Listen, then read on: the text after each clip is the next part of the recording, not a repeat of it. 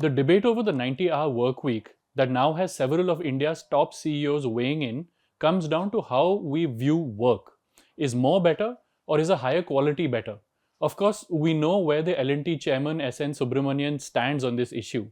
In fact, after making his controversial statement, he doubled down on it by saying hard work and longer hours would go a long way towards nation building.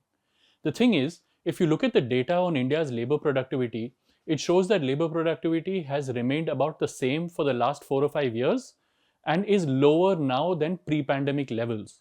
Having more hours of this relatively unproductive work is not going to help in nation building, especially if you push people to burnout.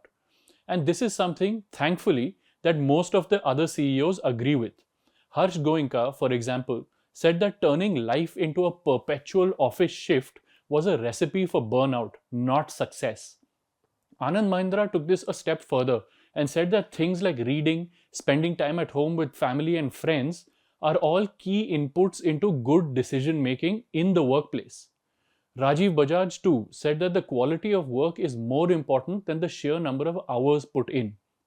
Most recently, Sanjeev Puri said that the answer was to monitor the goals and targets of the employees rather than simply looking at the number of hours they've clocked in. Now, these are all people who value hard work. It can't be argued that these are slackers. They're not. These are the tops of big companies. But thankfully, they also know that there needs to be a balance between work and life. In any case, longer hours in office only breeds a kind of misuse. People who are forced to spend all day in the office, take long lunch breaks, go visit friends, hit the gym, all during office hours. This happens not all the time, but it happens quite often. So you have the hours logged in, but productivity hasn't changed and might even have reduced. And then there's the issue of pay. Of course, work and the pay you get for that work needs to be linked.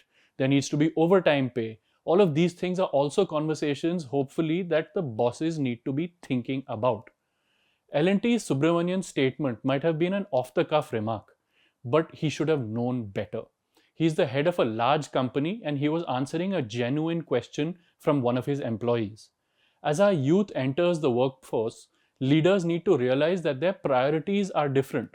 Simply throwing themselves into work to the exclusion of all else is not the Gen Z way. And let's not even get into the remark about how much time one can spend looking at one's wife. That's straight from the last century and has no place in 2025.